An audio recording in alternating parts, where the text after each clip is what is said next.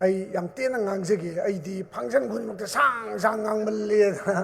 leiba aduna khanau sisu sire lok thungbadi na tawa koi pneumology class coaching tobagi chhatra mayam para takpada khanau si yadre aduna hugji koi leipama chawkhatpa isi akoi gi resort masing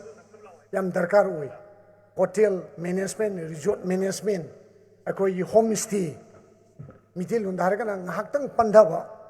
mikup khardang pandhawa nimi kharni pandhawa akoi gi recreation obiaba mi thungpham sigum si akoi gi chawkhat palai park sing develop country sing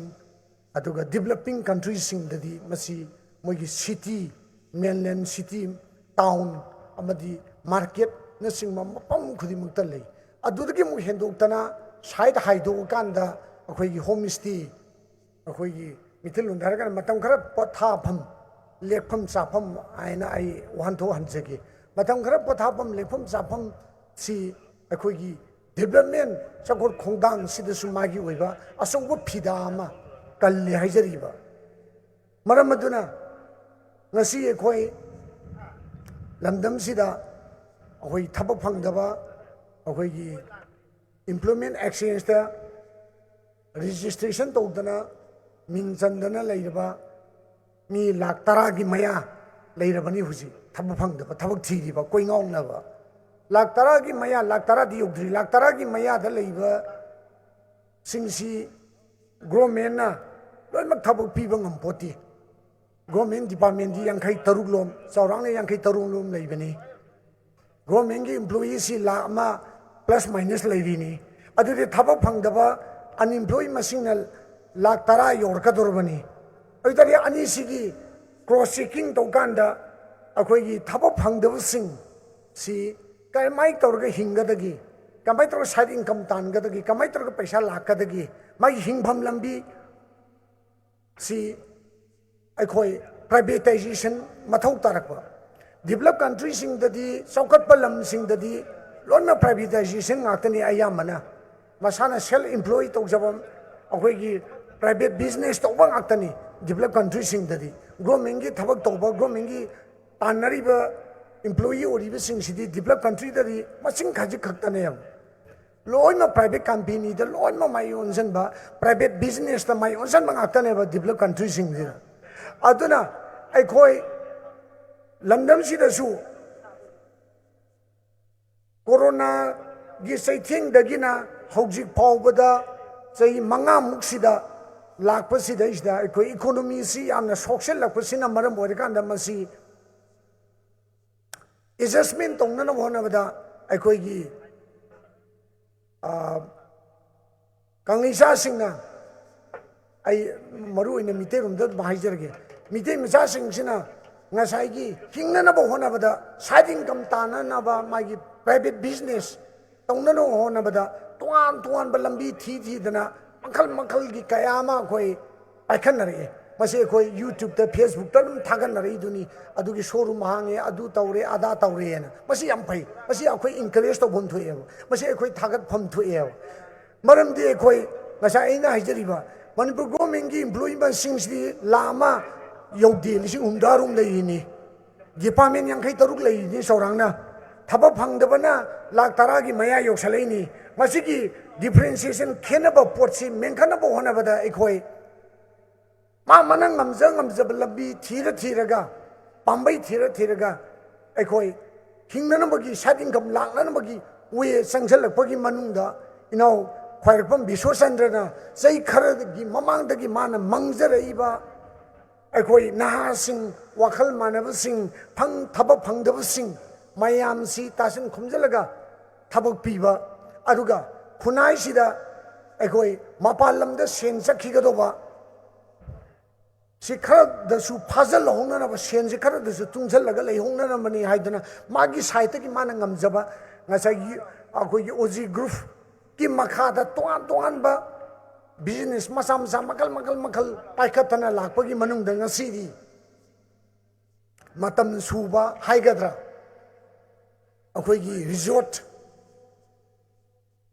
peace resort and hotel पाइखलिबो पोटसे एकी माइकैदगिसु असुकी मतिक हरावी थागली अदुना इनाओसिना मखल मखल तुंगदा पाइखकी खनबा माना पाइखनिंगबा माना पामजबा अखोगी ngasi miyamna paikhatriba ahorak mayamsi magi miyeng da magi vision da magi mentality da phukat po philap to bo ina mana paikhaliba thabak thoram singsi taibang sema mapuna mahaku amadi magi family imung manung busu hena encourage pibiba oisunu maram aduna magi sidi akhoi paikhat ba horpada ngaiba naha ai wakhal da si nana loibi yare na khalli adu mana ngamdi marandi corona gi chai ani makhai gi chai theng ma leigiba adu ga mukuki gi chai ani makhai ahum maya gi chai theng mung leibisina maram borikanda mana paikani thabakta khara bek hanba pot oi ramgane na khalli ai wakhalda adu mafam si yam sain khalli mana ukhobai tawriba changjaliba loksaliba kalliba mana sengat saga kena mana construction paikaliba area se ai wakhalda si masi pari ani hum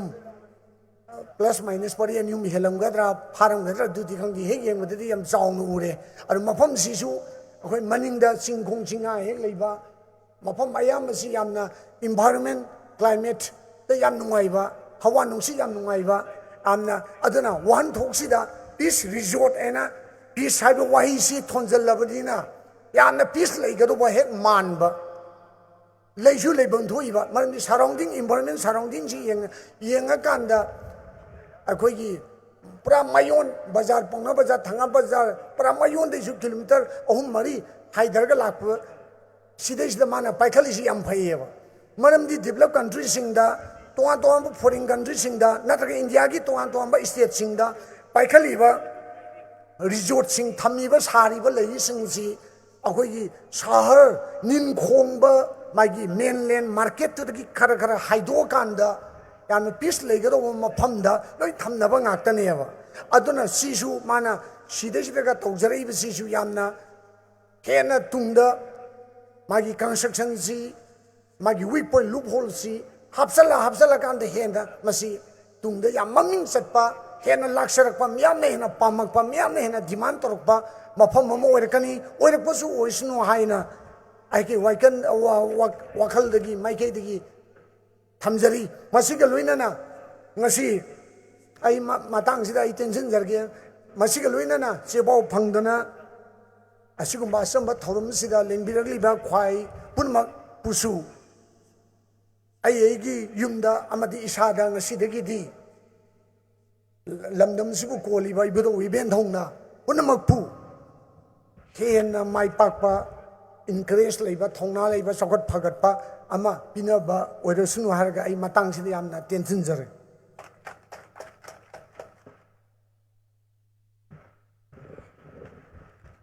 Thagachari sir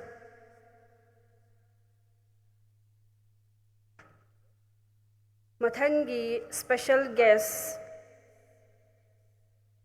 oina laklengbi ragliba Sanjit Soraisam sarbu stage ta kaukachari sargi special words khara thambirana bagidabakta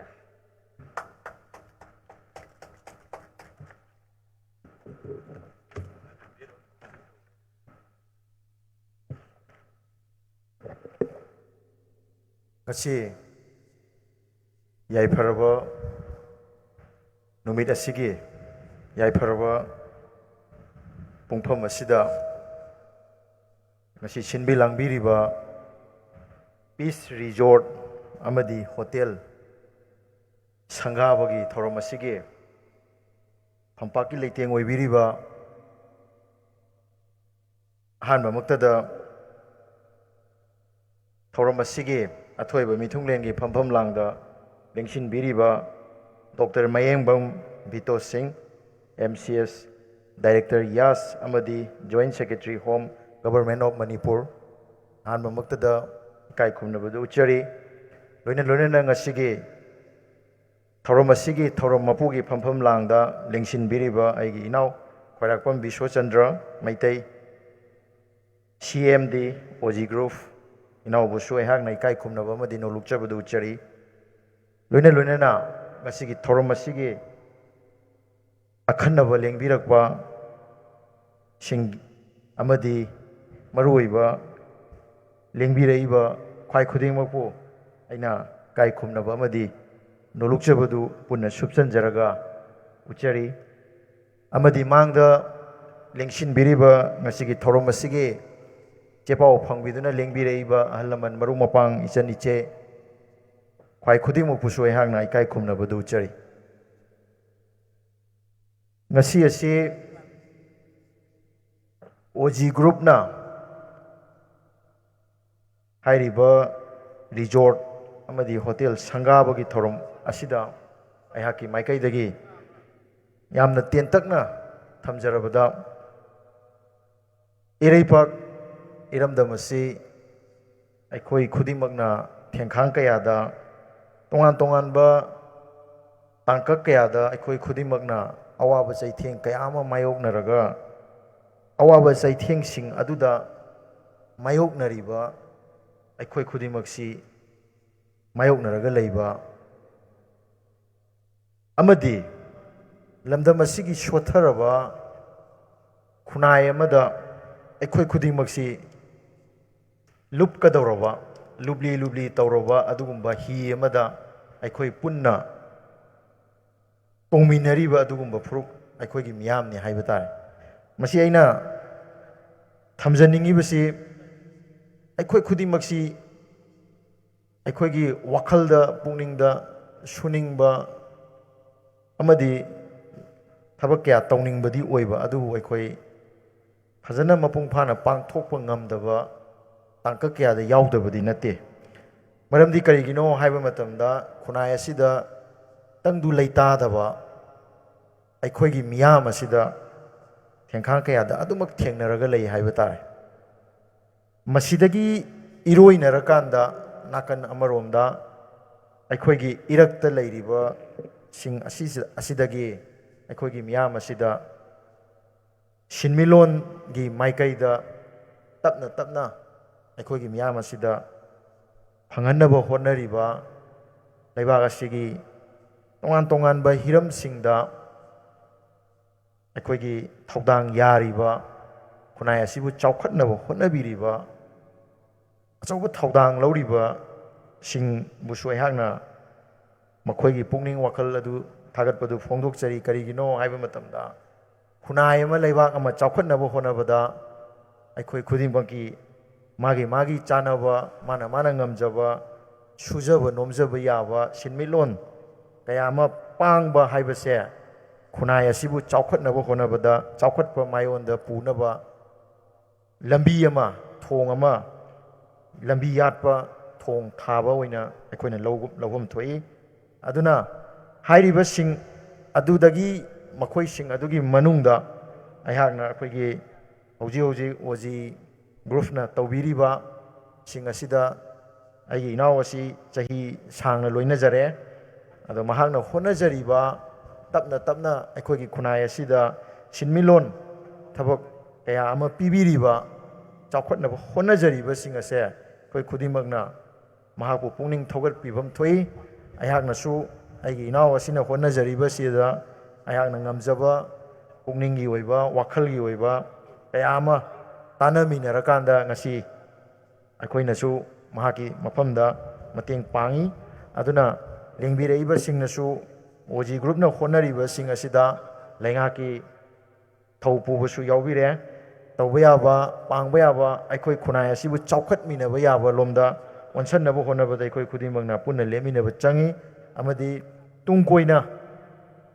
ngasi mangam sana honaraiba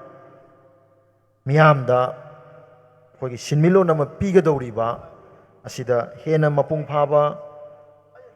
pangthokadawriba silliba mahakna khanjariba manglan adu hena mangphaungnarakanda afaba miyamgi thogai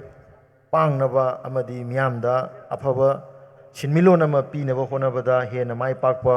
oirasanu haiba wahai kharasi thamjabaga loinana taibang semba mapugi mafamdagi thonijari haiba wahai kharasi tena thamjanjaraga punamapu aihakni kokmuni kai khumnu uchari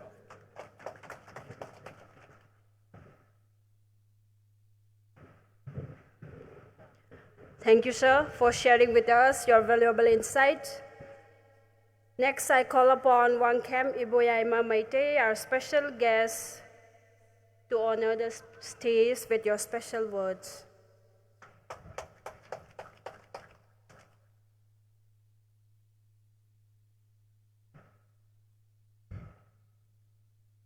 Ahan mamaktada ngasigi sing lemlaba thoram masigi daista langsin biriba the guest president, guest of honor, and special guest. Kuna makpo han boina ning panjadra gasu ikai kumnawa utsari. Toina na amda masigi paiton isili na isi chal lengbi rakli puno kusu noloksari. Maka tarakpada aina wapam yamna hajan ningai di laijadre aina hajan ningba apam bakharadang phongdok charabada aigi isa thaklaba oji group ki pakit periba ngang asina jaga lamdam asida akoina ten chongna sanaramba lausing ubadasu kaya sa dabam pham sida mana pakit pada mai pakan haina honna biriba asigumba magi orang asi apung phana hana dagi di yamna sumaina tawni ga je khoi khalude adubo hojikti tam tamna sum phaglai masi angang si khara ame mana singba ai singba khara yaw mane aduga mana nangna thabak thorom kaya pangthok pada ai khoi gi khulol leiron nariba laikai gi nasung namana ba adagi ahalaman adagi laikai sida leiriba khuding makka loina na satlaga amaga phawdok narga nungsi chanana mai pakna thabak ase mai pakna pakhat piu aduga laikai asigi miyam na su sojok piba oisanu loina na aroi badaina tai lairami mada yai phaba nangi chakhat pa oirasanu ana ana no sari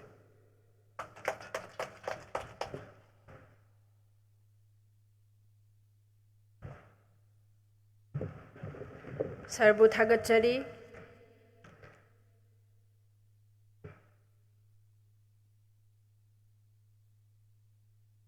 Mathangda ekhoi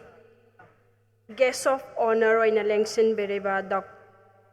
Soraisam Telemkhomba MEITEI bu stage ta lengthok piraga sargi maruaiba wahai khradang thambina ba ningsingjari.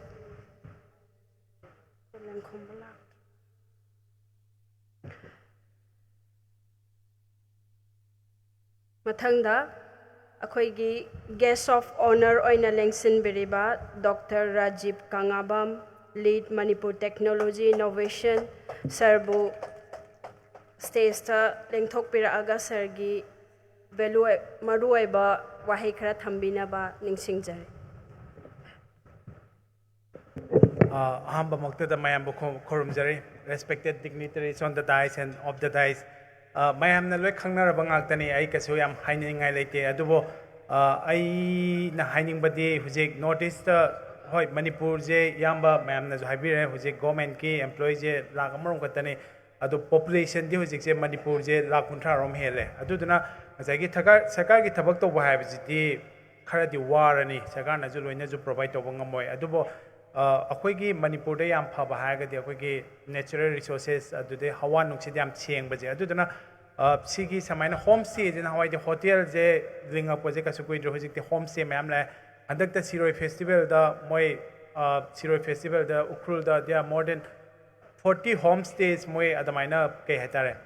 tourism department de enroll to bai tare ado akhoi sum northeast de yengkan da di Sikkim ga Meghalaya ga je moi industry ju leibanate keno ju amta leibanate moina hujik nungaina leiriba santi oina leirije tourism sigi homestay hagadra sigi mapalom dagi mi lakpa mayam jina samaina paisa je tala kanda moi je nungai yai fana leiba ngaktani ado Manipur da ju hoi sigi je dum Manipur na hena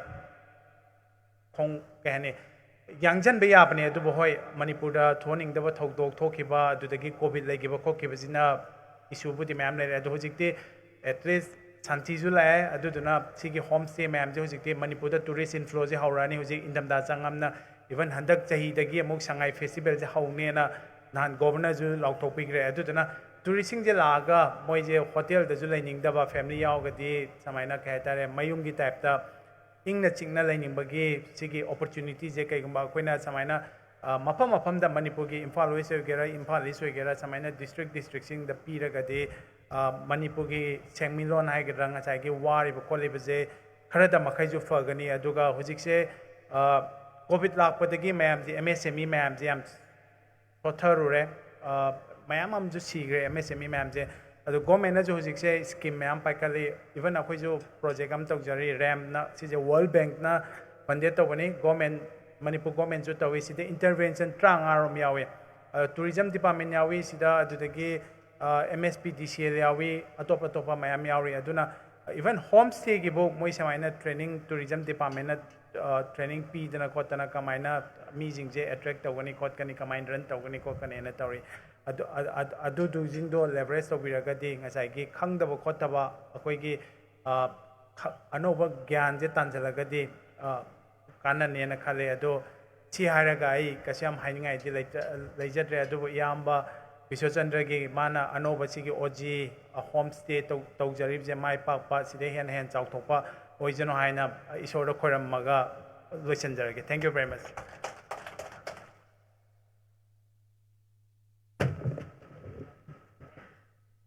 Thank you, sir, for sharing us your valuable insights.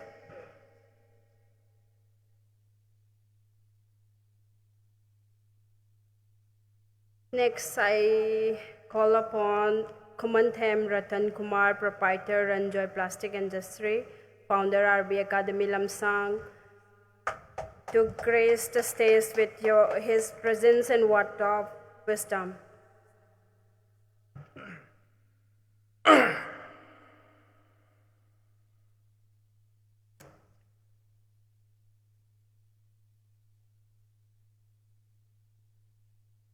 Ahan mamaktada iramdam masibu konbiriba shorbu thanungda thamjaraga ngasigi oji group na khoi sinja langjariba hotel amadi resort sangabagi thoram masibu tekta kaidanaba chorgi mafamda ayaki saitagi thaunijari loina na ngasigi sangabagi thoram masida lengbirakliba kai khumnajaraba Youth Affairs and Sports ki Director,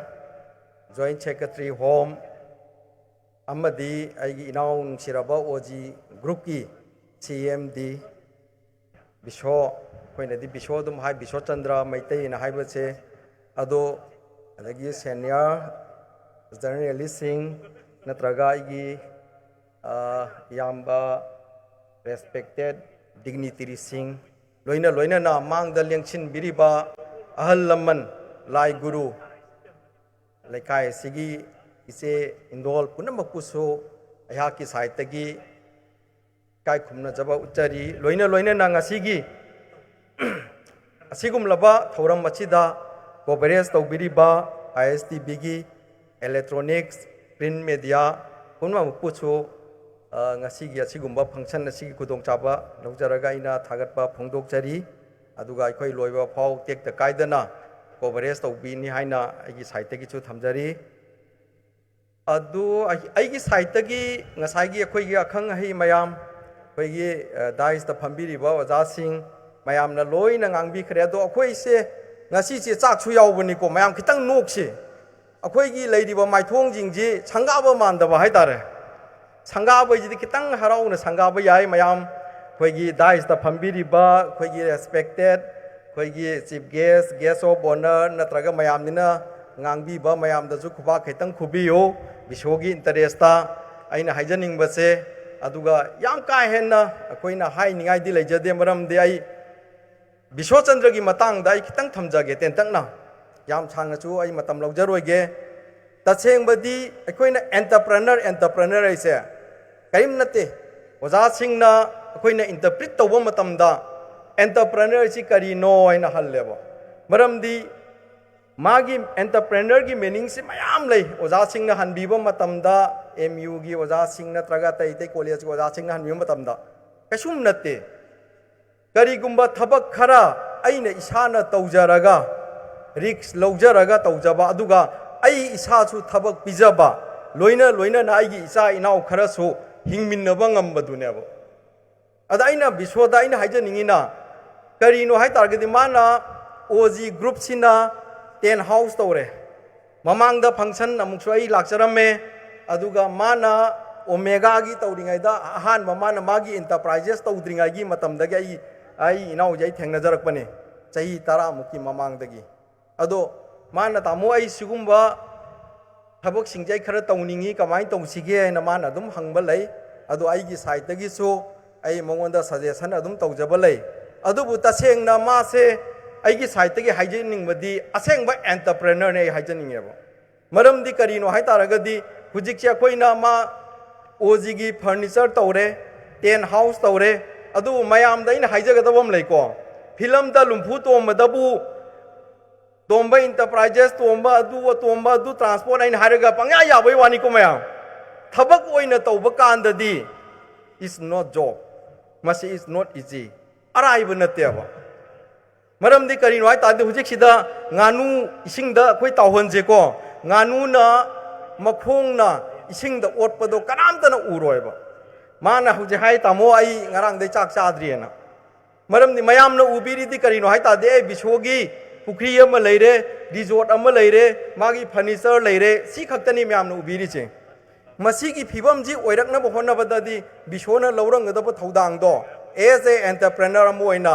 ai di ngasai da ge sum yengjabani ko mamang da mana lam maduga mayam na di sida sari ba sangje mathon ahum long de na khanbiram ba yai ba sangji ma sana bo honna bada foundation tongna bo honna bada mana aduki matik thengnarang da problem do adubu aina haijaning ba amadi entrepreneur haradi any field da ngasai gi akhoi gi respected akhoi gi government gi kaino su yaubiri ko ado aina haijaning badi ngasi di entrepreneur gi oina tawrabani government gi employee sing yaubira su mind tawbiganu ko maramdi doctor leitradi engineer leitradi akhoi kanana layeng bigani kanana yum sabigani sipai leitradi akhoi kanana ngakpigani tawbatabu entrepreneur ai chi jo khoi yaudaba yadabane maramdi kaino aite furniture sada taragadi akhoi luhong bada kadai digi furniture lauroni aina tagel mana ngasi to hi ama thada che hai hi ama thada je pedal boat ama adubu laibak thibadi pedal boat to magi kaino sabagi nangdre ado tagel industry da khoi na industry tawjaba matamda loktak pat ta leiriba hi mayam je khoi thada jeba thada jaba kanji da kamai ni paisa gi na tabakko akhoi na chatpa matamda film da khangde akhoi gi any reels number kanda akhoi gi hi yaurak padawu da khoi wakhan nungai jari ne ba aduga akhoi gi employee ge chai nga sa ju hai haijabado akhoi na ai lamsang de school lam tawjai RB academy na ai sak pangna takcha bana chede koi hajena aina ai gi wife ta natraga ai gi family member ta ina phagi tawe ngasi di oza singi tolo piban numit ne ai du wakhan nungai moi di nga charangani ai di kang choi chai na adu arga chu aina kang choi cha da raga chu madugi nungai bo mahau du ne ba khoina lauri che bishona hujik tawri che magi makha da staff khara leirangane ba staff manga tara ku leirangani hayeng resort sida mi ga la kan du da ngasai gi la ga family ga la kan do resort sida hotel da ga potha da na mayam du tawba du gi service tu urakan ne ma na nungai jari si aduna taseng na khoina mi amo oina pogadi khoina mayam gi hitang khoi gi society da contribution khara tawba je kitang darkar oi haiba chine ba khoina haijaningi na ado bishwana mana magi leiriba sida thadariba mayam chi tawraga bank da deposit tawsan mani khangde mathoi sabani khangde kaino ma tawraga ma adu magi financial condition ni ma irai laina nungai na hingine ba adu magi wakhalon di mana hai tamo ai na juwari maga dum wari sane ko ai do matha di kitang sai hai ai na matha sabai ba che ai mayam da koi salam hangjage thenge hai ri je koi pung kaya no hai bangam moi ko pung manga da hugat pa mi che pung taruk ta thenge pung taret ta hugat pa mi che pung nipan da thenge ba aduna mana inau nang na wai hai do kayam wage sin nang na wari do wa da ba ko we aduna aina mongonda motivation tawjabani ꯃꯔꯝꯗꯤ ꯃꯤꯅ ꯇꯧꯕ ꯉꯝꯕ ꯊꯕꯛꯇꯣ ꯑꯩꯈꯣꯏ ꯀꯔꯤ ꯇꯧꯕꯩ ꯉꯝꯃꯣꯏꯗꯣꯏꯅꯣ ꯃꯔꯝꯗꯤ ꯀꯔꯤꯅꯣ ꯍꯥꯏꯇꯥꯔꯒꯗꯤ ꯌꯦꯡꯉꯣ ꯑꯩꯈꯣꯏꯒꯤ ꯄꯣꯛꯐꯝ ꯆꯥꯐꯝ ꯑꯩ ꯏꯔꯝꯗ ꯃꯅꯤꯄꯨꯔ ꯅꯨꯡꯁꯤꯗꯕ ꯅꯠꯇꯦ ꯏꯔꯝꯗ ꯃꯅꯤꯄꯨꯔ ꯍꯨꯟꯖꯕꯁꯨ ꯅꯠꯆꯗꯦ ꯑꯗꯨꯕꯨ ꯑꯩꯈꯣꯏꯒꯤ ꯌꯥꯝ ꯕꯦꯔꯤ ꯑꯟꯂꯛꯀꯤ ꯑꯣꯏꯔꯤꯁꯦ ꯀꯔꯤꯅꯣ ꯍꯥꯏꯇꯥꯔꯒꯗꯤ ICAR ꯀꯣꯜꯀꯇꯥꯅ ꯍꯤ ꯑꯆꯧꯕ ꯃꯣꯇꯣꯔ ꯕꯣꯠ 3 ꯄꯤꯌꯣꯅ ꯑꯩꯉꯣꯟꯗ ꯑꯣꯔꯗꯔ ꯄꯤꯕ ꯑꯩꯅ ꯀꯣꯜꯀꯇꯥꯗꯤ ꯅꯣꯏꯒꯤ ꯍꯤ ꯁꯥꯐꯝꯅꯦ ꯑꯗꯣ ꯍꯤ ꯁꯥꯐꯝꯁꯦ ꯁꯤ ꯅꯣꯏ ꯑꯗꯨꯗꯩ ꯂꯧꯕ ꯌꯥꯗ꯭ꯔꯥ ꯍꯥꯏ ꯀꯥꯟꯗꯗꯤ ꯃꯅꯤꯄꯨꯔꯗ ꯁꯥꯕꯅ ꯃꯅꯤꯄꯨꯔꯗ ꯆꯤꯡꯒꯤ ꯗꯤꯁꯇ꯭ꯔꯤꯛ ꯀꯩꯗ ꯒꯤꯐ ꯇꯧꯅꯕꯅꯦ ꯍꯥꯏꯕ ꯑꯗꯣ ꯆꯤꯡꯒꯤ ꯗꯤꯁꯇ꯭ꯔꯤꯛ ꯀꯩꯗ ꯒꯤꯐ ꯇꯧꯅꯕꯅꯦ ꯍꯥꯏꯔꯒꯗꯤ ꯑꯩꯈꯣꯏꯒꯤꯗꯤ ꯃꯣꯔꯦꯗꯒꯤ ꯐꯪꯕ ꯏꯟꯖꯤꯟꯁꯦ ꯂꯨꯄꯥ 90-90 ꯄꯤꯌꯦꯕ 90-90 ꯄꯤꯔꯤꯕ ꯏꯟꯖꯤꯟꯁꯦ ꯃꯣꯏ ꯑꯥꯗꯗꯤ ꯏꯟꯖꯤꯟ ꯈꯛꯇꯪ ꯂꯧꯕꯗ ꯂꯨꯄꯥ 4-5 ꯇꯤꯡꯉꯦꯕ ꯑꯗꯨꯅ ꯑꯩꯈꯣꯏꯅ ꯂꯣꯀꯦꯜꯂꯤ ꯁꯥꯕ ꯍꯤꯁꯤꯅ ꯃꯣꯏ ꯄꯥꯝꯃꯦꯅ ꯑꯩꯅ ꯄꯤꯔꯦ ꯄꯤꯔꯕ ꯃꯇꯨꯡꯗ ICAR ꯒꯨꯋꯥꯍꯥꯇꯤꯅ ꯕ꯭ꯔꯍ꯭ꯃꯄꯨꯇ꯭ꯔꯗ ꯁꯤꯖꯤꯟꯅꯅꯕ ꯍꯤ ꯑꯣꯔꯗꯔ ꯇꯧꯋꯦꯕ ꯍꯤ ꯑꯣꯔꯗꯔ ꯇꯧꯕ ꯀꯥꯟꯁꯤꯗ ꯇꯁꯦꯡꯕꯒꯤꯗꯤ ꯑꯩꯅ ꯃꯣꯏꯗ ꯍꯥꯏꯕꯗꯤ ꯅꯣꯏ ꯂꯝꯕꯤꯁꯦ ꯇ꯭ꯔꯥꯟꯁꯄꯣꯔꯠꯅꯤꯅ ꯄꯨꯊꯣꯛ ꯄꯨꯁꯤꯟ ꯐꯔꯛ ꯇꯥꯅꯤꯅ ꯍꯥꯏꯕ ꯇꯁꯦꯡꯕꯗꯤ ꯑꯩ ꯀꯤꯔꯤꯅꯤꯀꯣ ꯕ꯭ꯔꯍ꯭ꯃꯄꯨꯇ꯭ꯔꯗꯣ ꯑꯩ ꯑꯝꯇ ꯂꯥꯟꯖꯗ꯭ꯔꯤꯕ ꯃꯄꯥꯟꯗ ꯐꯝꯃꯒ ꯌꯦꯡꯕ ꯈꯛ ꯅꯠꯇꯅ ꯑꯗꯨꯅ ꯑꯩꯈꯣꯏꯒꯤ ꯄꯣꯛꯐꯝ ꯆꯥꯐꯝꯁꯤ ꯌꯥꯝ ꯗꯔꯀꯥꯔ ꯂꯩꯕꯅꯦꯕ ꯑꯗꯨꯅ ꯍꯧꯖꯤꯛ ꯃꯅꯤꯄꯨꯔꯗ ꯌꯦꯡꯉꯣ ꯏꯅꯥꯎ ꯕꯤꯁ꯭ꯋꯅ ꯁꯤꯒꯤ ꯃꯐꯝꯁꯤꯗ ꯑꯩꯈꯣꯏ ꯁꯤꯒꯤ ꯃꯐꯝꯁꯤꯗ ꯃꯥꯅ ꯔꯤꯖꯣꯔꯠ ꯑꯃꯒ ꯍꯥꯡꯗꯅ ꯁꯤ ꯇꯧꯖꯩ ꯑꯗꯨ ꯀꯅꯥꯒꯨꯝꯕꯅꯗꯤ ꯍꯧꯖꯤꯛꯁꯨ ꯍꯥꯏꯔꯝꯒꯅꯤ ꯁꯤꯗ ꯔꯤꯖꯣꯔꯠ ꯇꯧꯕꯗ ꯑꯣꯏꯔꯣꯏ ꯃꯤ ꯂꯥꯛꯑꯣꯏ ꯑꯗꯣ ꯃꯥꯒꯤ ꯐ꯭ꯌꯨꯆꯔꯒꯤ ꯀꯔꯤꯒꯨꯝꯕ ꯈꯔꯗꯤ ꯑꯩꯈꯣꯏ ꯔꯤꯡ ꯔꯣꯗ ꯂꯥꯛꯀꯅꯤ ꯇꯥꯌꯦꯡ ꯈꯣꯡꯕꯥꯟꯒꯤ ꯂꯝꯕꯤ ꯁꯦꯝꯃꯛꯀꯅꯤ ꯃꯗꯨ ꯃꯇꯝꯗꯗꯤ ꯐꯔꯀꯥꯟꯗꯗꯤ ꯕꯤꯁ꯭ꯋꯅ ꯇꯧꯔꯤꯁꯦ ꯃꯥ ꯃꯗꯥꯎ ꯌꯥꯏ ꯍꯥꯏꯔꯛꯀꯗꯣꯏꯅꯦꯕ ꯃꯌꯥꯝꯁꯤꯅ ꯃꯗꯥꯎ ꯌꯥꯕ ꯅꯠꯇꯦ ꯗꯥꯎ ꯍꯥꯏꯕꯁꯦ ꯑꯩꯈꯣꯏꯅ ꯍꯣꯠꯅꯔꯀꯥꯟꯗꯗ ꯄꯤꯕꯅꯦ ꯃꯌꯥꯝꯗ ꯑꯩꯅ ꯍꯥꯏꯖꯅꯤꯡꯉꯤꯅ ꯑꯗꯨꯅ ꯑꯩꯈꯣꯏꯅ ꯍꯧꯖꯤꯛ ꯃꯅꯤꯄꯨꯔꯗ ꯍꯧꯖꯤꯛ ꯃꯅꯤꯄꯨꯔꯒꯤ ꯂꯥꯟ ꯌꯥꯝꯅ ꯀꯟꯗꯅ ꯑꯩꯈꯣꯏꯒꯤ ꯏꯀꯣꯅꯣꯃꯤꯁꯦ ꯑꯥꯗ ꯗꯥꯎꯟꯗ ꯂꯩꯈ꯭ꯔꯦ ꯑꯈꯪ ꯑꯍꯩ ꯃꯌꯥꯝꯁꯨ ꯌꯥꯎꯕꯤꯔꯤꯀꯣ ꯑꯗꯨꯕꯨ ꯑꯩꯅ ꯃꯌꯥꯝꯗ ꯍꯥꯏꯖꯅꯤꯡꯕꯗꯤ ꯏꯗꯨꯀꯦꯁꯟ ꯁꯦꯛꯇꯔ ꯑꯃ ꯁꯦꯝꯒꯠꯂꯕ ꯗꯦꯟ ꯑꯗꯨꯒ ꯑꯩꯈꯣꯏꯅ ꯍꯦꯜꯊ ꯁꯦꯛꯇꯔ ꯑꯃ ꯁꯦꯝꯒꯠꯂꯕ ꯑꯗꯨꯒ ꯑꯦꯟꯇꯔꯄ꯭ꯔꯦꯅꯔꯒꯤ ꯂꯥꯏꯟꯁꯤꯃ ꯁꯦꯝꯒꯠꯂꯕ ꯑꯗꯨ ꯑꯣꯏꯔꯒꯗꯤ ꯃꯅꯤꯄꯨꯔꯁꯦ ꯅꯣꯡꯃ ꯅꯠꯇꯅ ꯅꯣꯡꯃꯗꯤ ꯃꯌꯥꯝꯅ ꯃꯁꯛ ꯈꯪꯕꯤꯒꯅꯦꯕ ꯑꯗꯣ ꯂꯥꯟ ꯀꯥꯞꯄꯅ ꯂꯥꯟ ꯀꯥꯞꯆꯕ ꯄꯩꯁꯥ ꯇꯥꯟꯕꯅ ꯄꯩꯁꯥ ꯇꯥꯟꯕ ꯑꯗꯨꯒ ꯃꯤ ꯊꯕꯛ ꯄꯤꯕꯅ ꯊꯕꯛ ꯄꯤꯕ ꯃꯇꯝꯗꯨꯗ ꯑꯩꯈꯣꯏꯁꯦ ꯁꯣꯏꯗꯅ ꯅꯣꯡꯃꯗꯤ ꯑꯩ ꯋꯥꯔꯤ ꯃꯇꯦꯛ ꯑꯃꯇꯪ ꯂꯤꯖꯔꯝꯒꯦ ꯑꯣꯖꯥ ꯒꯨꯔꯨꯁꯨ ꯇꯧꯔꯝꯃꯦ ꯑꯩ ꯂꯣꯏꯁꯤꯟꯖꯔꯒꯦ ꯌꯥꯝ ꯁꯥꯡ ꯉꯥꯡꯖꯔꯔꯣꯏꯒꯦ ꯑꯩꯈꯣꯏꯒꯤ ꯌꯨ ꯀꯦꯟ ꯋꯤꯟ ꯅꯪꯁꯨ ꯃꯥꯏ ꯄꯥꯛꯀꯅꯤ ꯍꯥꯏꯕ ꯁꯤꯕ ꯈꯦꯔꯥꯅ ꯏꯕ ꯂꯥꯏꯔꯤꯛꯇꯨꯗ ꯌꯥꯎꯋꯦ ꯀꯃꯥꯏꯅ ꯌꯥꯎꯋꯦ ꯄ꯭ꯔꯦꯌꯤ ꯍꯥꯏꯅ ꯑꯩꯈꯣꯏꯒꯤ ꯎꯆꯦꯛ ꯑꯃ ꯌꯦꯟ ꯑꯃ ꯑꯃꯦꯔꯤꯀꯥꯗ ꯌꯦꯟ ꯑꯃ ꯂꯩꯕ ꯃꯥꯁꯦ ꯑꯩꯈꯣꯏꯒꯤ ꯁꯤꯒꯨꯝꯕ ꯅꯥꯄꯤꯒꯨꯝꯕ ꯑꯁꯣꯡꯕ ꯖꯒꯥꯗ ꯂꯩꯒꯟꯕ ꯌꯦꯟꯒꯤ ꯙꯥꯔꯅꯦꯕ ꯃꯥꯒꯤ ꯃꯔꯨꯝꯁꯤꯗ ꯑꯩꯈꯣꯏꯅ ꯏꯒꯜꯒꯤ ꯃꯔꯨꯝ ꯑꯃ ꯇꯥꯁꯜꯂꯕ ꯃꯆꯥ ꯑꯣꯜꯂꯦ ꯑꯣꯜꯂꯀꯥꯟꯗꯗꯤ ꯏꯒꯜ ꯂꯩꯁꯦ ꯀꯤꯡ ꯑꯣꯐ ꯗ ꯕꯔꯗ ꯃꯔꯝꯗꯤ ꯏꯒꯜꯃꯨꯛ ꯋꯥꯡꯅ ꯄꯥꯏꯕ ꯉꯝꯕ ꯎꯆꯦꯛ ꯂꯩꯇꯦ ꯃꯌꯥꯝꯁꯨ ꯈꯪꯕꯤꯔꯤꯗꯨꯅꯤꯀꯣ ꯃꯥꯒꯤ ꯇꯥꯔꯒꯦꯠ ꯁꯨꯡꯁꯣꯏ ꯁꯣꯏꯗꯦ ꯑꯗꯨꯗꯨꯅ ꯑꯇꯣꯞꯄ ꯀꯟꯇ꯭ꯔꯤꯁꯤꯡꯗꯗꯤ ꯑꯩꯈꯣꯏꯅ ꯏꯒꯜꯒꯤ ꯐꯣꯇꯣꯁꯦ ꯊꯦꯠꯅꯔꯤꯅꯦꯕ ꯗꯦꯟ ꯑꯗꯨꯃꯥꯏꯅ ꯇꯧꯕꯗꯒꯤ ꯎꯆꯦꯛꯁꯤ ꯆꯥꯎꯈꯠꯂꯛꯑꯦ ꯌꯦꯟꯁꯦ ꯆꯥꯎꯈꯠꯂꯀꯥꯟꯗ ꯌꯦꯟꯁꯤꯅ ꯃꯥꯁꯦ ꯍꯧꯖꯤꯛꯀꯤ ꯍꯥꯏꯔꯤꯕ ꯎꯆꯦꯛꯁꯤꯅꯦꯅ ꯑꯗꯨꯝ ꯈꯜꯂ ꯂꯩꯈ꯭ꯔꯦꯕ ꯂꯩꯕ ꯀꯥꯟꯗꯗꯤ ꯃꯥꯅ ꯃꯃꯥꯗ ꯃꯥꯒꯤ ꯀꯂꯤꯛꯁꯤꯡꯗꯣ ꯍꯪꯉꯦꯕ ꯅꯣꯡꯃꯗꯤ ꯑꯥꯗ ꯏꯒꯜꯁꯤ ꯌꯥꯝ ꯋꯥꯡꯅ ꯄꯥꯏꯕꯅꯤꯗ ꯄꯥꯏꯕ ꯀꯥꯟꯗ ꯑꯥꯗ ꯄꯥꯏꯔꯤꯕ ꯎꯆꯦꯛꯁꯦ ꯀꯔꯤ ꯎꯆꯦꯛ ꯀꯧꯏ ꯃꯃꯥ ꯍꯥꯏꯔꯤꯕ ꯎꯆꯦꯛꯁꯤꯃꯨꯛ ꯑꯩꯁꯨ ꯄꯥꯏꯅꯤꯡꯉꯤ ꯌꯥꯝ ꯐꯖꯩ ꯃꯥꯗꯤ ꯌꯥꯝ ꯑꯥꯐꯥꯎ ꯄꯥꯏ ꯉꯝꯃꯤꯀꯣ ꯍꯥꯏꯕ ꯀꯥꯟꯁꯤꯗ ꯅꯪꯗꯤ ꯌꯦꯟꯅꯦ ꯑꯗꯨꯅ ꯅꯪꯗꯤ ꯏꯒꯜꯗꯧꯅ ꯄꯨꯟꯁꯤꯒꯤ ꯑꯣꯏꯅ ꯄꯥꯏꯕ ꯉꯝꯃꯔꯣꯏꯅ ꯍꯥꯏꯕ ꯑꯗꯨꯃꯥꯏꯅ ꯇꯧꯗꯅ ꯃꯥꯁꯦ ꯏꯒꯜ ꯑꯣꯏꯅ ꯃꯄꯨꯟꯁꯤ ꯆꯨꯞꯄ ꯌꯦꯟ ꯑꯣꯏꯅ ꯑꯗꯨꯝ ꯂꯣꯏꯁꯟꯈꯤꯕ ꯑꯗꯨꯅ ꯑꯩꯈꯣꯏꯗꯤ ꯃꯣꯇꯤꯚꯦꯁꯟ ꯑꯩꯈꯣꯏꯒꯤ ꯑꯦꯇꯤꯆꯨꯠ ꯍꯥꯏꯇꯥꯔꯦꯀꯣ ꯁꯤ ꯑꯩꯈꯣꯏ ꯈꯤꯇꯪ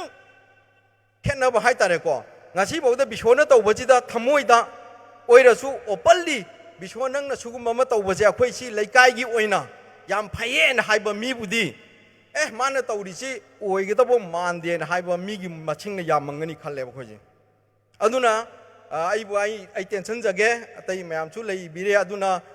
ꯕꯤꯁ꯭ꯋꯅ ꯇꯧꯔꯛꯄ ꯊꯕꯛ ꯈꯨꯗꯤꯡꯃꯛ ꯃꯥꯏ ꯁꯨꯡꯁꯣꯏ ꯁꯣꯏꯗꯅ ꯄꯥꯛꯀꯅꯤ ꯃꯔꯝꯗꯤ ꯃꯥꯅ ꯇꯧꯖꯔꯤꯕ ꯃꯌꯥꯝꯁꯦ ꯃꯌꯥꯝꯅ ꯂꯩꯀꯥꯏꯅ ꯑꯗꯒꯤ ꯑꯇꯩ ꯃꯌꯥꯝꯅ ꯕꯦꯡꯛꯅ ꯀꯩꯅ ꯁꯄꯣꯔꯠ ꯐꯨꯜ ꯐꯪꯉꯦꯅ ꯑꯩ ꯂꯧꯖꯔꯀꯥꯟꯗ ꯃꯇꯨꯡꯗꯁꯨ ꯏꯅꯥꯎꯅ ꯇꯧꯔꯛꯄ ꯊꯕꯛ ꯈꯨꯗꯤꯡꯃꯛꯇ ꯑꯩꯒꯤ ꯁꯥꯏꯠꯇꯒꯤꯁꯨ ꯃꯇꯦꯡ ꯄꯥꯡꯒꯅꯤ ꯍꯥꯏꯕ ꯋꯥꯍꯩꯁꯤ ꯊꯝꯖꯔꯒ ꯑꯩ ꯃꯌꯥꯝ ꯄꯨꯝꯅꯃꯛ ꯈꯨꯔꯨꯝꯖꯔꯤ thank U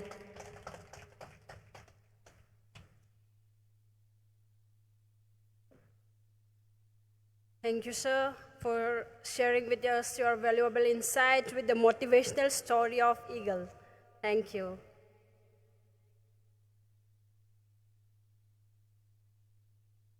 Next, I call upon our guest of honor, YUMNAM RUPACHANDRA, Secretary, EZM, to grace the stage with your valuable words.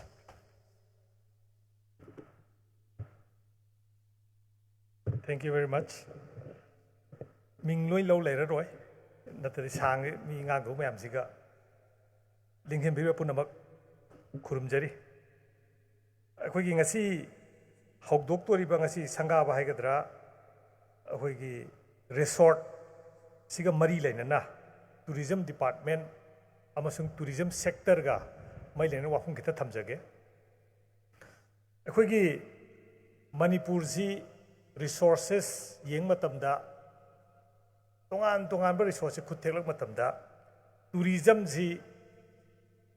one of the primary resource ni tourism ko samnari je human resource ana masida mi mayam ji resource na sinaraga magi kanaba loba yaba adungba resource amani na identify tawre identification sigi mari lenana tongan ba policy gi makhada hojik panbigriba homestay saba adu saba ada saba mayam mama tawraga wave amakhak Manipur ji tourism tourist ki sagatpa haidana mayam ji wave amakhak sagatana yum da akhoi gi homestay ontoktana adagi garden mayam mama semkatana akhoi ure Manipur ji garden ji masing thiba yare eng khalle adain tokdana hanna lerambadagi di tourism ki concept se lakpadagi mayam ma honge akhoi ju journalist mayam si Manipur ki every issue da akhoi bhap tabam changi kok thadabam changi experience tawam changi an akhoi editors guild Manipur na ai secretary hoje akhoi KHOGENDRA president ni akhoi ju Manipur ki woiba issue mayam si da kok thadaraga hoji VETO phambiri yas pairi mamang da phulen pairami VETO se amuk hayeng si tourism da lakpa sum yai kanam hai ngambajat nate ana akhoi praja amasung sarkar gi leiriba sing asi marakta leiriba gap mayam si yaringai press na media na samjanna bo honai haitare si samjanna honabada akhoi isamak se bhap tabam changba aina igi kakhu da sum phammaga prithvi da kari taurige se khangdang khai aina political leader amabu oigera government ki bureaucrat amabu oigera nataga entrepreneur oigera natraga aspiring entrepreneur bu oigera makhoi da wari saba ngamoi aduna maram oiraga akhoi editor singji yaksang akhoi suti matem phang matam sida mapan da hek chatlaga mi gi na tourism je kamai taurige ga se khoi yenge aduga hairiba port si Manipur da oithokpa yabra adugi mathakta act is policy haidana Bharat Sarkar na tawgribasida Manipur ji karamaina akhoi ji position tawjagadage act is policy ki port lakpa Southeast Asian country ga India ga samjannarakpa matamda Manipur ji karamba makhan gi position logdoino kuli oina asom nakanda pot thangba oina akhoi ji oidoribra natraga Southeast Asia ki market sida koi yauksil laga akhoi sida su akhoi BISHWACHANDRA gumba entrepreneur mayam ama hinkat landoribra ka haibasi akhoi media akhoi na bhap tabam ju changi khangbam ju changi aduga praja mayam da communicate tawum ju changi aduga bureaucrat mayam amasung politician mayam akhoi aiga hare soju phambiri ranti makhoi je khoi engage tawrakanda Manipur se mamai on dorim neba Manipur mamai on gi haita ga Manipur ki challenges jam lai challenges mayam si akhoi kok tagi magi resolution ama porakna bo hona dringai adum thengna leidoini ana kok haibidi khoi knowledge si yam hengkat lamam changba aduga potential ju khangbam changba hojik si aga gosami na zu Myanmar ki matang de yam igre history yam igre ꯑꯩꯈꯣꯏꯁꯨ ꯆꯠꯄ ꯌꯥꯕ ꯁꯣꯝ ꯅꯥꯀꯟꯁꯦ ꯆꯠꯂꯦ ꯆꯥꯏꯅꯥꯒꯤ ꯔꯨꯏꯂꯤ ꯀꯥꯏꯅ ꯃꯨꯁꯦ ꯀꯥꯏꯅ ꯂꯩꯕ ꯂꯥꯁꯤꯌꯣ ꯁꯤꯄꯣ ꯀꯥꯏꯅ ꯃꯟꯗꯂꯦ ꯐꯥꯎꯔꯒ ꯀꯂꯦꯋꯥ ꯐꯥꯎꯔꯒ ꯇꯥꯃꯨ ꯐꯥꯎꯔꯒ ꯆꯠꯂꯤ ꯃꯇꯝ ꯐꯔꯤꯉꯩ ꯃꯇꯝꯅꯤ ngasi ꯂꯩꯔꯤꯕ ꯄꯣꯠꯁꯦ forever ꯂꯩꯅꯤ ꯍꯥꯏꯕ ꯂꯩꯇꯦ ꯑꯗꯣ ꯃꯁꯤꯗ ꯃꯅꯤꯄꯨꯔꯒꯤ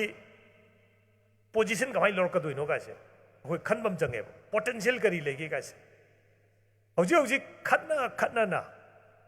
ꯆꯥꯏꯅꯥꯒ ꯏꯟꯗꯤꯌꯥꯒ ꯈꯠꯅꯅ ꯇꯧꯈ꯭ꯔꯤꯕ ꯀꯔꯕꯥꯔꯁꯤ ꯀꯌꯥꯅꯣ ꯌꯦꯡꯁꯦꯕ ꯂꯥꯁ 20 ꯍꯧꯖꯤꯛ 5 ꯅꯤ 24 ꯂꯣꯏꯁꯟꯕꯐꯥꯎꯗ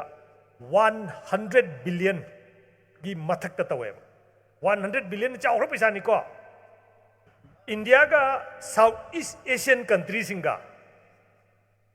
एट द सेम टाइम दा 24 लोइब बाउदा 112 billion dollars की कारबार तवेब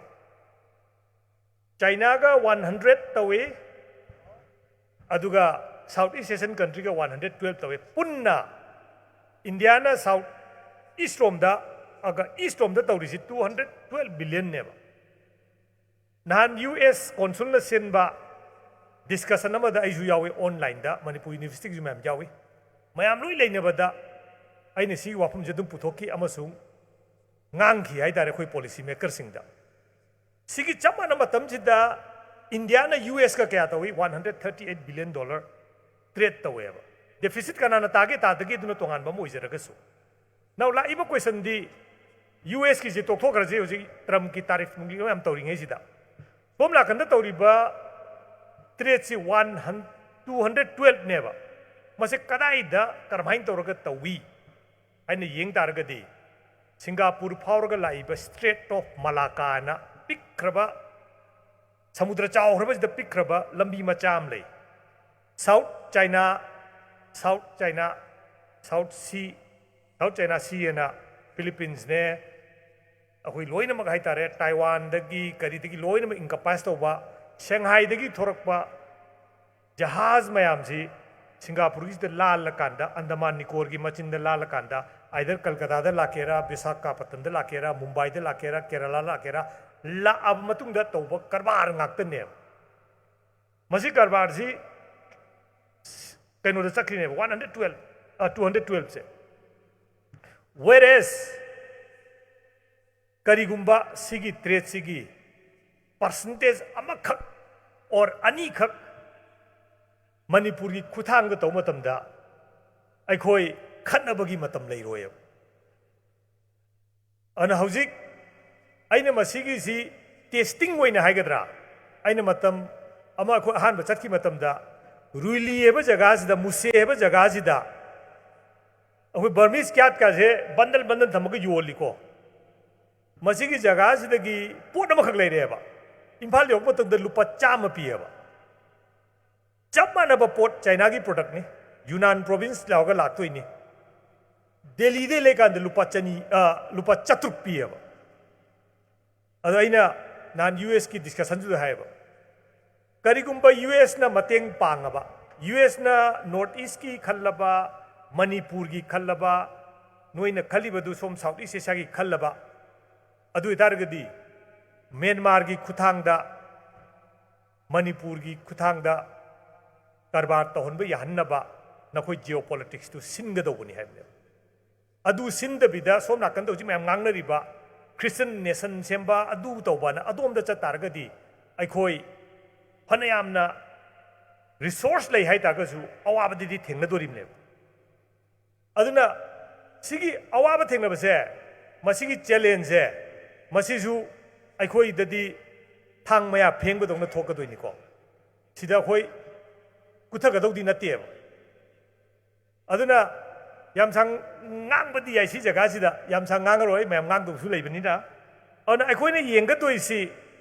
सिंगापुर दा मी मखन अहुम लई मले मलयाली अमसुंग चाइनीज मलयाली हजिना अखोगी इंडियन बैकग्राउंड लेबा तमिल केरला मैम यावरे मले सिना मलेशियन मैम ने अगर चाइनीज ना अखोई मणिपुर दा लेबा सी चाइनीज मैम सिगी फुरुप अहुम सिगी मरक्ता करिगुम ngasi ꯃꯅꯤꯄꯨꯔꯗ ꯃꯩꯇꯩ ꯅꯥꯒꯥ ꯀꯨꯀꯤ ꯑꯩꯈꯣꯏ ꯑꯍꯨꯝꯒꯤ ꯂꯩꯔꯤꯕ ꯔꯤꯂꯦꯁꯟꯁꯦ ꯁꯨꯃꯥꯏꯅ ꯁꯤꯡꯒꯥꯄꯨꯔꯗꯁꯨ ꯂꯩꯔꯕ ꯁꯤꯡꯒꯥꯄꯨꯔ ꯉꯁꯤ ꯑꯣꯏꯔꯤꯁꯤ ꯑꯣꯏ ꯉꯝꯃꯣꯏꯕ on the other hand ꯑꯩꯈꯣꯏ ꯉꯁꯤ ꯈꯟꯅꯔꯤ ꯑꯃꯅ ꯑꯃꯗ ꯊꯤꯅ ꯉꯥꯡꯅꯔꯤ ꯑꯗꯨꯕꯨ ꯃꯅꯤꯄꯨꯔ ꯍꯥꯏꯕ ꯑꯩꯈꯣꯏꯅ ꯄꯥꯝꯃꯤꯕ ꯃꯥꯂꯦꯝꯒꯤ ꯊꯥꯛꯇ ꯍꯧꯖꯤꯛ ꯉꯥꯡꯕꯤꯈꯤꯕ ꯌꯥꯝꯅ ꯏꯝꯄꯣꯔꯇꯦꯟ ꯑꯣꯏꯕ ꯖꯒꯥ ꯑꯃ ꯑꯣꯏꯒꯦ ꯍꯥꯏ ꯇꯥꯔꯒꯗꯤ ꯁꯤꯗ ꯂꯩꯃꯤꯟꯅꯔꯤꯕ ꯐꯨꯔꯨꯞ ꯑꯍꯨꯝꯁꯦ ꯃꯁꯤ ꯅꯨꯡꯁꯤ ꯆꯥꯟꯅꯅ ꯀꯣꯑꯣꯄꯔꯦꯇꯤꯕ ꯑꯣꯏꯅ ꯂꯩꯃꯤꯟꯅꯕ ꯑꯃꯗꯤ ꯆꯪꯉꯦ ꯍꯥꯏꯕ ꯁꯤ ꯍꯥꯏꯗꯅ illegally ꯆꯪꯉꯛꯄ ꯑꯃꯁꯨꯡ ꯅꯥꯔꯀꯣ ꯇ꯭ꯔꯦꯗꯇ ꯌꯨꯝꯐꯝ ꯑꯣꯏꯔꯒ ꯁꯦꯝꯒꯠꯂꯛꯏꯕ ꯄ꯭ꯔꯣꯖꯦꯛꯁꯤ ꯋꯦꯜꯀꯝ ꯇꯧꯕꯗꯤ ꯅꯠꯇꯦ ꯃꯁꯤꯗꯤ ꯑꯩꯈꯣꯏ ꯃꯌꯥꯝ ꯄꯨꯝꯅ ꯀꯨꯀꯤ ꯐꯨꯔꯨꯞꯇꯒꯤꯁꯨ ꯊꯣꯔꯛꯑꯒ ꯏꯜꯂꯤꯒꯜ ꯑꯣꯏꯕ ꯕꯃꯟ ꯅꯣꯏ ꯆꯠꯈ꯭ꯔꯣ ꯍꯥꯏꯕ ꯑꯃ ꯆꯪꯉꯤ ꯃꯈꯣꯏꯗꯒꯤꯁꯨ ꯑꯩꯈꯣꯏꯒꯤ ꯇꯝꯄꯥꯛꯇ ꯂꯩꯀꯥꯏꯗ ꯅꯝꯕꯔ 4 ꯌꯣꯟꯕ ꯑꯃ ꯐꯥꯕ ꯃꯇꯝꯗ ꯄꯨꯂꯤꯁꯇ ꯑꯩꯈꯣꯏ ꯌꯦꯠꯇꯕ ꯑꯗꯨꯃꯥꯏꯅ ꯃꯈꯣꯏꯁꯨ ꯌꯦꯠꯇꯕ ꯑꯃ ꯆꯪꯉꯦꯕ ꯀꯩꯅꯣꯗ ꯗ꯭ꯔꯒꯁꯤ ꯂꯩꯔꯤꯉꯩ ꯑꯩꯈꯣꯏ ꯂꯣꯏꯅꯃꯛ ꯃꯥꯡꯗꯣꯏꯅꯦꯕ ꯑꯗꯨꯅ ꯃꯁꯥꯏꯁꯤꯗ ꯑꯩꯈꯣꯏꯅ ꯕꯤꯁ꯭ꯋꯆꯟꯗ꯭ꯔꯅ ꯇꯧꯖꯔꯤꯕ ꯇꯣꯉꯥꯟ ꯇꯣꯉꯥꯟꯕ ꯏꯟꯇꯔꯄ꯭ꯔꯦꯅꯔ ꯃꯌꯥꯝꯅ ꯇꯧꯖꯔꯤꯕꯁꯤꯒꯤ ꯃꯍꯩ ꯆꯥꯒꯦ ꯍꯥꯏꯕ ꯇꯥꯔꯒꯗꯤ ꯑꯩꯈꯣꯏ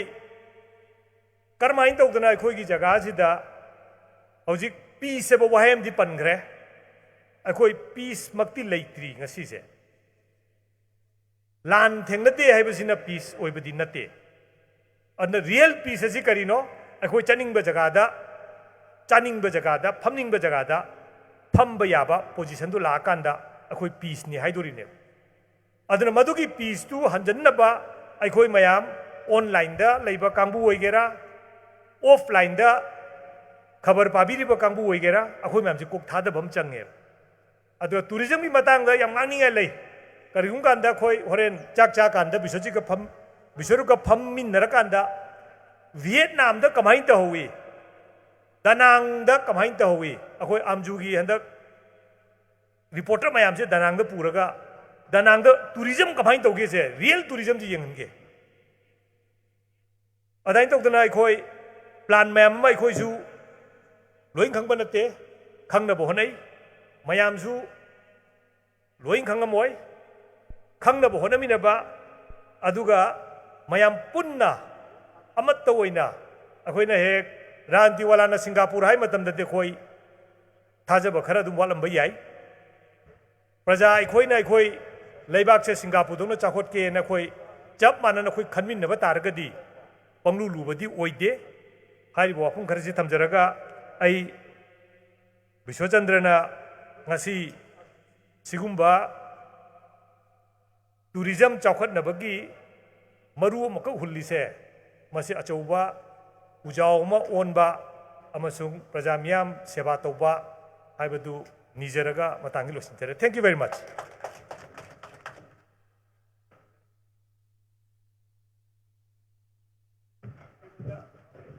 Thank you, sir, for sharing us with your valuable insight.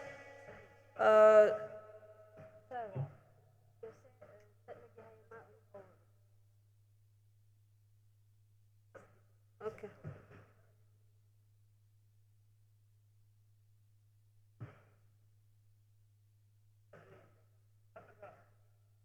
Taking an opportunity, I would like to welcome Harishwar Goswami, social worker. And sir, just we would like to give you a token of reward.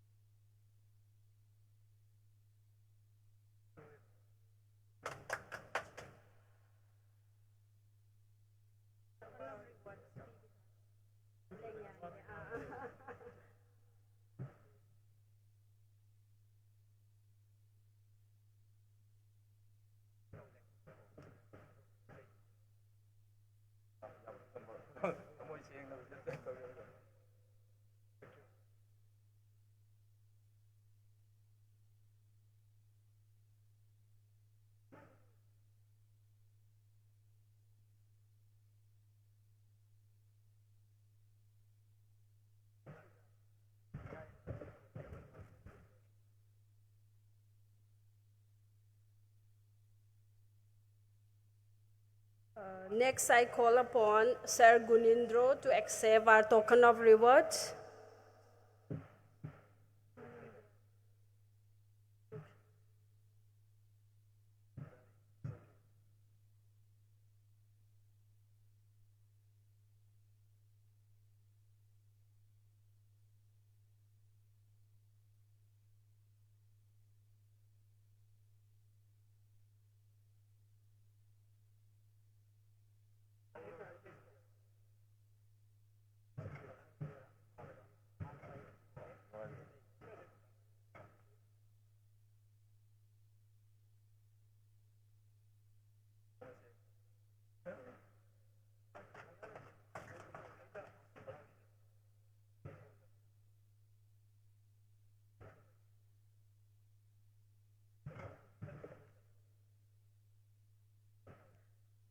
I now, with immense pleasure,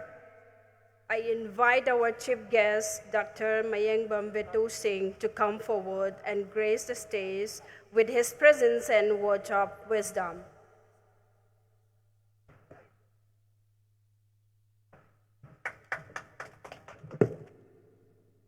ꯑꯍꯥꯟꯕ ꯃꯛꯇꯗ ꯇꯥꯏꯕꯪ ꯁꯦꯝꯕ ꯃꯄꯨꯕꯨ ꯀꯣꯛꯅꯣꯟꯅ ꯈꯨꯔꯨꯝꯖꯔꯤ ꯉꯁꯤꯒꯤ Peace Resort and Hotel Sangabagi ꯊꯧꯔꯝꯗ ꯃꯌꯥꯏ ꯇꯪꯕꯗ ꯂꯦꯡꯁꯤꯟꯕꯤꯔꯤꯕ ꯈꯨꯗꯣꯡꯗꯨꯅ ꯏꯀꯥꯏ ꯈꯨꯝꯅꯖꯔꯤꯕ ꯃꯌꯥꯝ ꯃꯥꯡꯗ ꯂꯦꯡꯁꯤꯟꯕꯤꯔꯤꯕ ꯏꯟꯚꯥꯏꯇꯤꯁꯤꯡ ꯑꯍꯜ ꯂꯃꯟꯁꯤꯡ ꯄ꯭ꯔꯦꯁꯀꯤ ꯏꯆꯤꯜ ꯏꯅꯥꯎꯁꯤꯡ ꯈ꯭ꯋꯥꯏ ꯄꯨꯝꯅꯃꯛꯄꯨ ꯑꯍꯥꯟꯕꯃꯛꯇꯗ ꯏꯀꯥꯏ ꯈꯨꯝꯅꯕ ꯎꯠꯆꯔꯤ ꯑꯩ ꯌꯥꯝ ꯁꯥꯡꯅꯁꯨ ꯂꯧꯖꯔꯔꯣꯏꯒꯦ ꯑꯩꯒꯤ ꯗꯤꯄꯥꯔꯠꯃꯦꯟꯒꯤ ꯁꯦꯀ꯭ꯔꯦꯇꯔꯤꯅ ꯀꯩꯒꯨꯝꯕ ꯑꯃ ꯊꯕꯛ ꯑꯃ ꯁꯤꯟꯅꯔꯛꯄ ꯑꯩ ꯆꯦꯟꯗ ꯌꯥꯗꯕ ꯇꯟꯖꯥꯗꯨ ꯇꯥꯕꯅ ꯃꯔꯝ ꯑꯣꯏꯔꯀꯥꯟꯗ ꯑꯩ ꯍꯧꯖꯤꯛ ꯈꯤꯇꯪ ꯀꯨꯏꯅ ꯃꯌꯥꯝ ꯁ꯭ꯄꯦꯟ ꯇꯧꯃꯤꯟꯅꯒꯦ ꯇꯧꯕꯗꯨ ꯃꯇꯝꯗꯨ ꯐꯪꯖꯗ꯭ꯔꯦ ꯑꯩꯒꯤ ꯑꯣꯏꯕ ꯄꯨꯛꯅꯤꯡꯗ ꯐꯥꯎꯕ ꯋꯥꯍꯩ ꯈꯔ ꯊꯝꯖꯔꯝꯃꯒ ꯑꯩ ꯑꯗꯨꯝ ꯂꯣꯏꯁꯤꯟꯖꯒꯦ ꯌꯥꯝ ꯅꯨꯡꯉꯥꯏꯖꯩ ꯃꯃꯥꯡꯗ ꯉꯥꯡꯕꯤꯈꯤꯕ ꯋꯥꯉꯥꯡꯂꯣꯏꯁꯤꯡꯅꯁꯨ ꯄꯟꯕꯤꯈ꯭ꯔꯦ ꯑꯩꯈꯣꯏ ꯍꯧꯖꯤꯛ ꯏꯝꯐꯥꯜ ꯑꯦꯔꯤꯌꯥ ꯁ꯭ꯄꯦꯁꯤꯌꯦꯜꯂꯤ ꯑꯩꯈꯣꯏꯒꯤ ꯄ꯭ꯂꯥꯟ ꯇꯧꯗꯅ ꯗꯦꯚꯦꯂꯞ ꯇꯧꯔꯛꯄ ꯁꯤꯒꯨꯝꯕ ꯑꯩꯈꯣꯏ ꯄꯥꯔꯇꯤꯀꯨꯂꯔꯂꯤ ꯑꯩꯈꯣꯏ ꯁ꯭ꯃꯣꯜ ꯇꯥꯎꯟ ꯁꯤꯇꯤꯁꯤꯡꯁꯤꯗ ꯃꯔꯨꯑꯣꯏꯅ ꯍꯧꯖꯤꯛ ꯂꯩꯇꯕꯁꯦ open space leitaba drainage fazana leitaba breathing space fazana phangdaba masina maram oirkanda koigi mi mayamda kok ki oiba tongan ba makhangi laina na singba mayam narakpana singba si mayam thengnei maramdi open space ama leitaragadi in a residential colony amda open space as yam thi darkar leba pot amni park adagi koigi sumber resort had the common place for sharing our thoughts, experience, life ki recreational purpose, relaxation boiro, exercise boiro. Am the kale porum oiva dida we Manipur music am kanna naha oiva entrepreneurs sing the even we can other business to mayamna hozik park sabidana the open space mayam develop to gi mayam culture am lak na mayam hom ge city u phange taseng na haire di sumba park resort se am tina maru oi maramdi imphal area proper se da kun hek gari de kumdarak pu matam da open space oiba am green oiba am na sor horm da sor puloi do jaga am u phangdre aduna thabak wana suru ba ai ina tawjari ba thabak tu wana suru kan halakan da ai gi relax to bam ease out to mafom leiraktabduna maram oirkanda tongan makhali crime criminal activities tongan ba khalloido wakhalon mayam khandana si mayam ama koigi kare haitare wakhalda aina torisina chumi gana haiba mi ata tholai sinaneba aduna common place ama develop torkanda any issue oisunu hojik thoibi rang sisu oisunu anything se phaminara kanda common space amda mayam thola kanda fazana exchange organa solve to godam neba aduna sai aigi silos leibudo koi hojik leiba sumba particularly unplanned oiba koigi city planning fazana tawdaba town planning fazana tawdaba koigi Manipur gumba keno sedidi maru oina sumaina asi ONG koi keno kari haitare groups naga tawbidana sumaina recreational oiba yaba jaga even koi family outing chatpa yaba jaga and sometimes any occasion da mayam pulaga yawa sumba mafam develop tawibase yam haraujai yam successful oibiu aduga thoromjiga mari leinadrabnina ko atopa jaga di kisu haijaroroge. This is one of the kenosu hojik nambolom chatpa matamda khoina ubada thai tamaru percent su palambaduni tourism da ai tourism joint secretary oiner thawak toromi aina ji toriba assignment ji mamangda daida khoina sum ujaba kanda ukrul da then si koi even loktak area sai jaga ji da koi sumba recreational centers in open spaces sumo mayam preserve toroga park na singo mayam develop toroga jibika oibe aba lambi aigi kare haitare professional line amoina career option amoina choose oibe aba keno musu adum oirobran khalle aduna am successful oina masi run tawda mai pakpo oibiu habse haijar ga iswai sum tension jage. Thank you.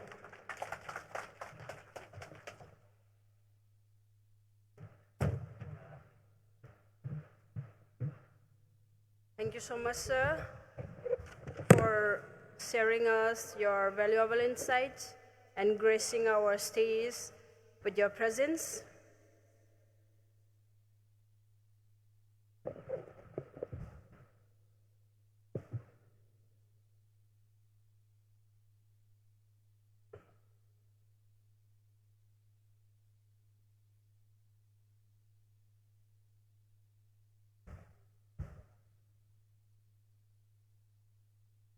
Next,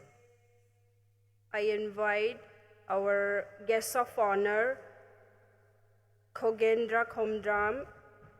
editor Sangai Express, President EGM, to grace our stage with your presence and your valuable words.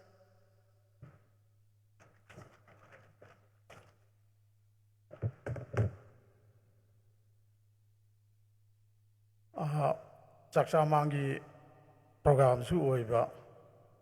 chak charam daida mine sum nganga leibe su ka su ta ba su nungai ponte adagi kare aida re tak si khangdi ingji ngaman phana kuire adu ai han ba makta da mang de lengchan biriba aina khangba khangdaba maru mapang ahlaman chalise chaleno dais de lengchan biriba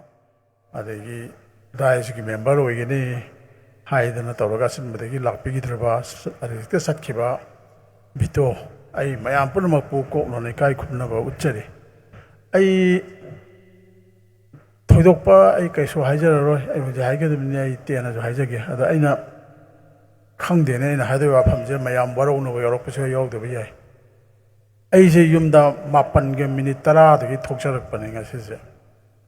sigi matamje sukhoi soidana nangnanaba haidana adubu khangde khoi meitei pung di pangai da hainaba na meitei pung haraga khoi meitei je yamna third class ki til last class kai do baina handab ju noi te do khoi meitei pung hanaba ju toksi adu matam je khari khajik phajana ngangna ra di khari phagadam ne sai program da tha ba de 12 da nun the lunch kaina su tha ba ne adu khoi ha ngai thok ngai sin khara thengma makti ya yamna ka hena thengba se ai mase nongai jade ado mase yaringoi di khoi matam je khara ga de ngak pi bi phai mase hai je ai loi nga ai hai mang de khoi se je mang da paumi se no khara jo phame ai mase am twin twin hai bin khoi paumi jing go program da so paumi se matam chana khabar je matam chana phong da bani pek tv gi paw matam chana istv gi paw hai ado khoi paumi jing je khara ga de dum ek thiang ba khot pa yaw ya da so e dum yam twin hai ja bane mase matam ji mata di khoi ngak na je na matam ngak ta ba yam phat ta bane mase ngak pa chume na e aduma thamjage han ba da ai atai to ba da hajaroi ai sigi se yam nuai sumaina resort adagi hotel sumaina imphal gi chillaba manung je ta ba khaji khaji haido sumaina hang ba se yam nuai manipur yam jo hange adai ai na ngasi gi sida ai na haning ba se ai se kanone environmentalist natte adabu environment ki matang sida adagi uwa mana masing je thwa yam yaujaba mi ni ain tamjarpa subject su agriculture ne adu agriculture ke swajero ada sigi se khoi sa hek changak padigi yeng bado uwa gi masing je uwa se kari mata hok do na khaji kaktang howe ba ado masi uwa padigi kari haidare greenery green ꯏꯐꯦꯛꯁꯤ ꯐꯖꯅ ꯎꯍꯟꯅꯅꯕ ꯑꯀꯣꯏꯕꯕꯨꯗꯤ ꯑꯗꯨꯝ ꯂꯧꯕꯨꯛ ꯂꯝꯍꯥꯡ ꯑꯣꯏꯅ ꯇꯧꯔꯒ ꯏꯁꯪ ꯁꯪꯉꯦ ꯍꯥꯏꯕꯕꯨ ꯃꯁꯤꯒꯤ ꯔꯤꯖꯣꯔꯠ ꯀꯝ ꯍꯣꯇꯦꯜꯁꯤꯒꯤ ꯃꯅꯨꯡꯁꯤ ꯎ ꯋꯥꯁꯤ ꯃꯔꯥꯡ ꯀꯥꯏꯅ ꯍꯧꯍꯜꯂꯀꯥꯟꯗ ꯃꯤꯌꯥꯝꯗꯁꯨ ꯍꯦꯟꯅ ꯏꯪꯅꯅꯕ ꯉꯁꯥꯏꯗꯒꯤ ꯁꯤ ꯍꯦꯛ ꯂꯥꯛꯄꯗ ꯃꯅꯨꯡꯁꯤꯗ ꯃꯩ ꯍꯧꯉꯩ ꯁꯥꯕꯗꯧꯅ ꯇꯦꯟꯁꯤꯒꯤ ꯃꯈꯥꯗ ꯑꯩꯈꯣꯏꯅ ꯐꯝꯕꯗ ꯁꯥꯕꯗꯨ ꯃꯗꯨꯒꯤ ꯏꯐꯦꯛꯇꯨ ꯂꯩꯇꯅꯕ ꯎ ꯋꯥꯁꯤꯡꯁꯦ ꯃꯔꯥꯡ ꯀꯥꯏꯅ ꯊꯥꯖꯟꯕꯤꯕ ꯑꯃ ꯆꯪꯉꯤ ꯃꯁꯤ ꯃꯗꯨꯅ ꯃꯤ ꯃꯌꯥꯝꯗꯁꯨ ꯍꯦꯟꯅ ꯑꯦꯇ꯭ꯔꯦꯛꯁꯟ ꯄꯤꯕꯁꯨ ꯉꯝꯒꯅꯤ ꯇꯧꯕꯕꯨꯗꯤ ꯃꯌꯥꯝꯅ ꯍꯧꯖꯤꯛꯄꯨꯗꯤ ꯈꯪꯗ꯭ꯔꯦ ꯊꯥꯏꯅꯗꯤ ꯔꯣꯝ ꯍꯥꯏꯅꯕ ꯔꯣꯝ ꯍꯥꯏꯁꯦ ꯅꯣꯡꯃꯗ ꯁꯥꯈꯤꯕ ꯅꯠꯇꯦ ꯔꯣꯝ ꯏꯁ ꯅꯣꯠ ꯃꯦꯠ ꯏꯟ ꯑꯦ ꯗꯦ ꯀꯥꯏꯅ ꯍꯥꯏ ꯁꯤꯁꯨ ꯎ ꯋꯥꯁꯦ ꯉꯁꯤ ꯊꯥꯔꯒ ꯍꯦꯛꯇ ꯄꯨꯡꯁꯪ ꯁꯪꯒꯗꯕ ꯅꯠꯇꯦ ꯃꯇꯝ ꯆꯪꯒꯗꯕꯅꯤ ꯑꯗꯨ ꯄ꯭ꯂꯥꯅꯤꯡ ꯑꯃꯒ ꯂꯣꯏꯅꯅ ꯎ ꯋꯥ ꯃꯌꯥꯝꯁꯦ ꯐꯖꯅ ꯊꯥꯖꯤꯜꯂꯀꯥꯟꯗ ꯄꯨꯡꯁꯪ ꯁꯪꯍꯜꯂꯕꯗꯤ ꯃꯤꯌꯥꯝꯅ ꯍꯦꯟꯅ ꯄꯥꯝꯅꯕ ꯍꯦꯟꯒꯠꯂꯛꯀꯅꯤ ꯍꯥꯏꯅ ꯈꯜꯂꯤ ꯑꯩꯅ ꯍꯥꯏꯖꯅꯤꯡꯕ ꯋꯥꯐꯝ ꯈꯔ ꯀꯩꯅꯣꯅꯁꯨ ꯍꯧꯖꯤꯛꯇꯁꯨ ꯃꯃꯥꯡꯗ ꯑꯩ ꯃꯔꯨꯞ ꯔꯨꯄꯆꯟꯗ꯭ꯔꯅꯁꯨ ꯍꯥꯏꯈ꯭ꯔꯦ